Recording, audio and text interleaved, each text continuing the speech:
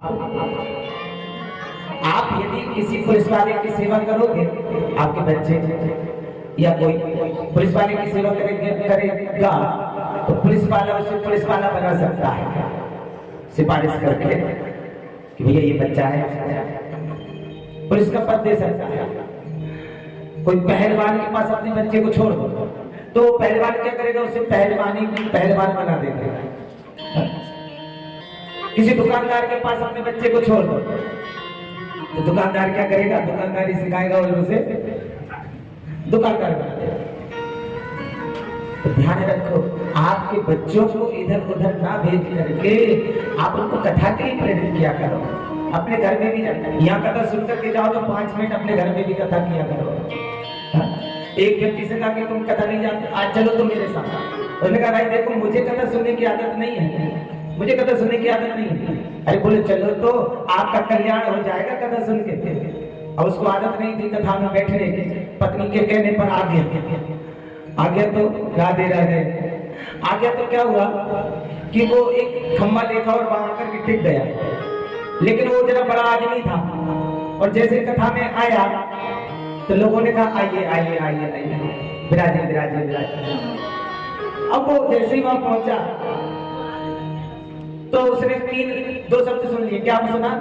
आइए आइए। क्या सुना उसने? आइए आइए। तो कहा हाँ ठीक है। और आके वो बैठा तो लोगों ने कहा बैठिए बैठिए आराम से बैठिए, कोई दिक्कत नहीं, आराम से बैठिए। अब वो बैठ गया। उसने कितने शब्द सुने? बैठिए बैठिए आराम से बैठिए, कोई दिक्कत नहीं है। कितने शब्द सुने? बैठिए बैठिए। अब उसकी नींद लग गई कथा में। वो भक्त होता है जो कथा सुने प्रेम से। कैलाशपुरी में इतने लोग आ रहे हैं, हर कोई सिर बन करके आ रहा है कथा सुन करके। ये बिंदु जो है आज शिव का स्वरूप लेकर के प्रकट हुआ है। इसकी बड़ी बड़ी जटाएं, गंगा, सब कुछ भगवान शिव अपना सर्वस्व दे देते हैं भक्तों को। तो सब सिर बन के आ रहे। गौरा कहती है शिव जी को पहचानना बड़ा मुश्किल है, बड़ी मुश्किल से पहचान पाती है शिव जी कहाँ है। शिव जी आपकी कथा सुनकर लोग आ रहे हैं तो क्या आने तो, मेरी कथा का फल है। जो मेरी कथा सुनता है उसे मैं न देव बनाता हूँ न देवता बनाता हूँ। जो मेरी कथा सुनता है उसे मेरी तरह मैं महादेव बना देता हूँ।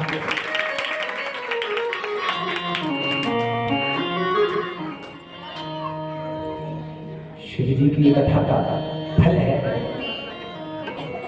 अब वो बैठा, नींद लग गई। माँ पार्वती ने कहा कि प्रभु कुछ तो करो कि इतने लोग ना आए। बोले तुम जानो, तुम्हारा काम जाने। तो पार्वती ने उसी समय माँ भगवती निद्रा के रूप में प्रकट होकर के निद्रा का रूप स्वरूप बनाया। या देवी सर्वभूतेषु निद्रा रूपेण संस्थिता।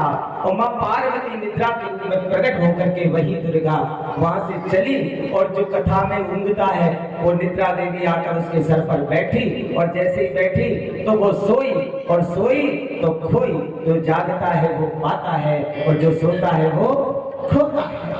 तो कलयुग में बहुत कम महादेव बन पा रहे हैं क्योंकि बैठे यहाँ है, लेकिन ये जो मन है पता नहीं कहाँ घूम रहा होगा। नल आ गए पंडित जी, अब कब तक कहेंगे कथा कहेंगे, पता नहीं क्या होगा। अब महाराज अब वो व्यक्ति बैठा तीन शब्द। अब क्या हुआ, कथा समापन हो गई। कथा समापन हो गई, लोगों ने भगवान शंकर की जयकार लगाए। बोलिए हर हर महादेव, हर हर महादेव, हर हर महादेव। आवाज सुनी और आवाज सुनी तो उसकी नींद खुली। नींद खुली तो उसने कहा क्या हुआ, यहाँ जय जयकार हो रही, सबने प्रसाद लिया, सब चले गए। और इससे कहा कि भाई आप भी प्रसाद को बहुत अच्छी कथा सुनी, जाओ अब जाइए, हाथ जोड़ करके अब आप जाइए। तो ये आया घर। पत्नी ने पूछा आज कथा में क्या सुन लिया तुमने? अरे बहुत अच्छी कथा थी और पूरी सुनी मैंने, एक भी नहीं छोड़ी, पूरी 3 घंटे सुनी, पूरी सुनी। बोले क्या सुना बताओ? बोले क्या सुना? अब क्या बताऊं तुझे क्या सुना? बोले सुनाओ तो। बोले मैं सुना दूंगा। अब सुनी हो तो सुना, कुछ नहीं सुना। अब इसने कहा यार क्या सुना? बोले आइए आइए आइए बैठिए, कोई दिक्कत नहीं है। ये सुना था उसने, बैठिए आइए कोई दिक्कत नहीं है। फिर क्या सुना था? बोले जाइए, कोई ठीक है जाइए, आराम से जाइए। इतने 3 शब्द 4 शब्द सुन के आया था। अब रात में ये सोचा पत्नी पूछेगी तो मैं बता दूंगा, तो याद कर रहा था। बोले आइए आइए बैठिए, कोई दिक्कत नहीं है। और आराम से जाइए। तो ये उनको याद कर रहा था, याद करते करते इसकी नींद लग गई, और नींद लग गई तो नींद में भी बड़बड़ा रहा, आइए आइए कोई दिक्कत नहीं है, बैठिए बैठिए, हाँ आप जाइए जाइए। अब उसी समय ये बड़बड़ा रहा था, एक चोर घुस गया इसके घर में। चोर के हाथ में सफल, उसने जो है दीवार खोदी, इतना होल किया, दीवार में घुसा और छुपके आ रहा था। अब ये सो रहा था और बड़बड़ा रहा था, आइए आइए आइए। चोर ने कहा कि मुझे बुला रहा, अरे आइए आराम से आइए, कोई बात नहीं। अब चोर ने कहा, इसने देख लिया तो एक अलमारी थी, अलमारी के पीछे चुपक के बैठने लगा। तो इसने कहा, याद कर रहा था ये, कोई बात नहीं आराम से बैठिए बैठिए बैठिए बैठिए। चोर ने कहा, इसने देख लिया, हड़बड़ी में इसने थोड़ा बहुत चुराया इधर उधर से।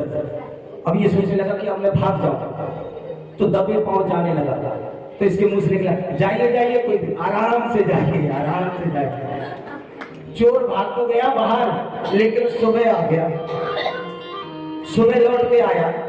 वो बैठा था, अच्छे बढ़िया चाय पी रहा था पत्नी के साथ बैठ करके। चोर आया पूरी पोटली लेके, और आके पोटली रख के इसके चरणों में प्रणाम किया, धन्य है, पहली बार ऐसा सेठ देखा, ऐसा मालिक देखा।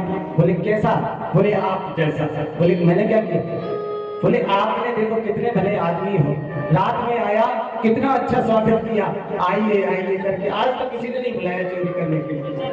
और तो और मैं जब छुप के बैठ रहा तो आपने कहा कि नहीं बैठिए आराम से, कोई दिक्कत नहीं है। तो मैं आराम से बैठा भी, और जब जाने लगा तो कितने अच्छे से विदा किया।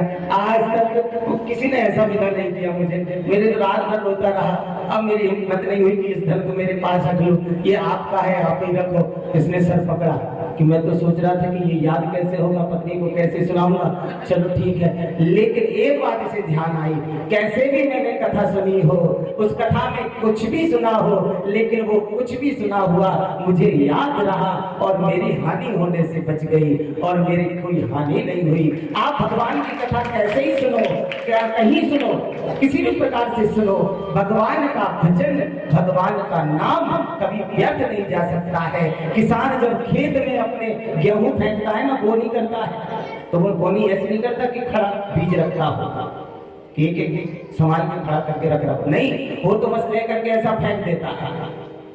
क्यों? क्योंकि किसान को पता है कि बीज भले ही उल्टा जाए चाहे सीधा, ये पृथ्वी पे जैसे ही जाएगा। तो मेरे प्रभु का कहना है कि वो बीज यदि पृथ्वी पर गया है तो बिना उगे रहेगा नहीं, उस बीज अवश्य फल देगा। तो ऐसे ही भगवान के भक्त हैं कि कैसे ही हो हम भगवान का भजन करेंगे, भले कैसे करें, भाव से, कुभाव से, अनक से, आलस से, लेकिन मेरे भोले बाबा मुझे उसका फल जरूर देगा। जरूर एक दिन हमारी भक्ति दृढ़ होगी, जरूर भोले की कृपा होगी।